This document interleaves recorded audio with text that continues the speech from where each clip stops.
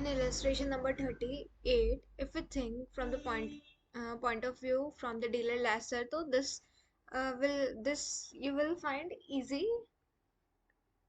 to grasp. So what happened exactly dealer lessor वाले case में बहुत ज़्यादा कुछ ऐसा तो नहीं है, but still this is also significantly important for us. In the dealer लाइसर enter हुआ into 10-year lease में equipment में यानी कि lease term कितना है 10 years. Equipment is not yet specialized नहीं है nature में and is expected to have alternative use कर सकते हैं आप to the dealer लाइसर at the end of year and all such things. Lease payment 15,000 दिया है, उसके बाद हमें टोटल एक्सपेक्टेड रेजिडियल वैल्यू दी है 50,000, आउट ऑफ विच कुछ जो है गारंटीड है, कुछ है अनगारंटीड. गारंटीड वाली कितनी है जो कि लेसी दे देगा हमें, दैट इज 30,000, और बची भी अनगारंटीड चली जाती है. फेयर वैल्यू जो है एसेट की वो दे रखी है हमें 1,11,000, और ये हमारे लिए इंपॉर्टेंट भी है इसको जानना. और उसके बाद हमें दे रखा है कि what is the carrying amount of the asset is 1 lakh. So lease does not transfer the ownership of the underlying asset to the lessee at the end of lease term contain an option to purchase underlying asset. Interest rate implicit जो है the lease that is what, that is 10.078% and all. How should the ledger account for the same the books of accounts, तो कैसे accounts करेगा and all, हमें ये सारी चीज़ें बतानी है. तो अगर हम डायरेक्टली जाए to all the things and all, तो मैंने इसको सॉल्व तो कर लिया है, बट मैं आपको फास्ट फास्ट बता देती हूँ. तो जो हम एज पर हम क्या करते हैं, सबसे पहले डीलर लेजर के जो भी क्वेश्चन हो गिवन डेटा लिखते हैं, ताकि हमें अंडरस्टैंडिंग थोड़ी बढ़ जाए कि क्वेश्चन बोलना क्या चाह रहा है. लीज पेमेंट दे रखा था 15,000 payable at the end of the year. तो this is also significantly important for us कि पेमेंट कब हो रहा है. तो आखिरी में हो रहा है, तो कोई इतनी दिक्कत वाली बात नहीं है. रेजिडियल वैल्यू दिया है, गारंटीड रेजिडुअल वैल्यू भी दिया है, मतलब रेजिडुअल वैल्यू दिया है, गारंटीड कितना है, अनगारंटीड कितना है, सब बता दिया है. Then calculation of the net investment. तो ये क्या होता है, अगर आप लेसर के पॉइंट ऑफ व्यू से सोचो तो मतलब उसको कितना मिल रहा है. डीलर लेसर जो है वो सारा ये कॉन्ट्रैक्ट कर रहा है, एंटर हो रहा है नॉट. तो अगर हम उसके पॉइंट ऑफ व्यू से सोचे तो मतलब कितना रिसीवेबल हमें अमाउंट होगा, लीज रिसीवेबल कितना होगा. और उसको हम नेट इन्वेस्टमेंट इन सेल्स भी, net investment in the lease भी बोल सकते हैं.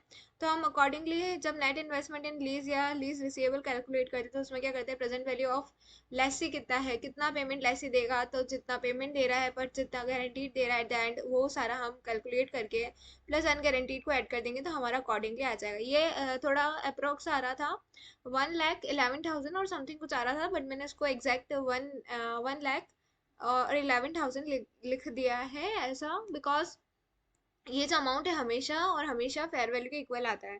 फिर गारंटीड रेजिडुअल वैल्यू जो है हमें दिया था 20,000 था, तो उसमें कोई सच प्रॉब्लम नहीं थी. फिर कैरिंग अमाउंट हमें दिया था 1 लाख, तो कोई प्रॉब्लम नहीं थी. फिर फेयर वैल्यू भी दे रखा था कि 1,11,000, तो उसमें भी सच कोई इतनी दिक्कत नहीं थी. फिर जो हमारा इम्प्लिसिट रेट ऑफ रिटर्न है दैट इज 10.078%, वो भी दे रखा था, तो वापस कोई प्रॉब्लम नहीं हुई. तो अकॉर्डिंगली मैंने एक जर्नल एंट्री पास की फ्रॉम द डीलर लेजर के पॉइंट ऑफ व्यू से कि उसे कितना लीज रिसीवेबल हो रहा है, या नेट इन्वेस्टमेंट लीज जिसे हम बोलते हैं, जब हमने ऊपर कंप्यूट किया है उस तरीके से, तो ये ऑलमोस्ट फेयर वैल्यू के इक्वल आता है हमेशा. तो ये 1,11,000 आ रहा था मेरा.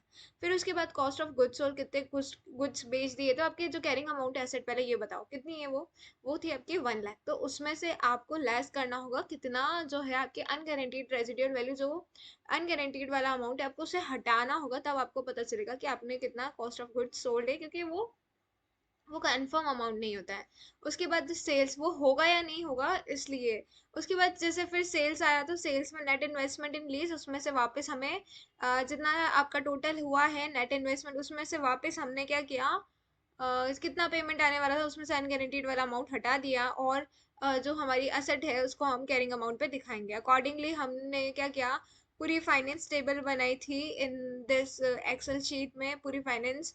और वैसे तो हम फर्स्ट ईयर की एंट्री पास कर रहे हैं, तो हम क्या करते हैं, हमें ये जो इंटरेस्ट है, तो अकॉर्डिंगली इसको अनवाइंड करना होगा. तो इंटरेस्ट की कॉस्ट कैसे होगी, जैसे कि लीज रिसीवेबल टू, मतलब लेसर के पॉइंट ऑफ व्यू से सोचे तो ये इनकम है, तो lease receivable to finance income आ जाएगी. और उसके बाद अकॉर्डिंगली फिर हम क्या बोलेंगे, नेक्स्ट में हमारी एंट्री होगी विल बी व्हाट. फिर बैंक, फिर हमें अगर सपोज इंस्टॉलमेंट मिल गई, तो bank account debit to lease receivable. अगर हम इसकी नेट एंट्री करें, तो ये कुछ ऐसे बन जाएगी, बैंक टू फाइनेंस कॉस्ट, मतलब फाइनेंस इनकम, ये फाइनेंस कॉस्ट, यानी कि यहाँ पे हमारी फाइनेंस इनकम बोला जा रहा है इसे. और उसके बाद आ जाएगा हमारा लीज रिसीवेबल. तो दिस इज इजी क्वेश्चन है, इसे हम कर सकते हैं। ऑलराइट,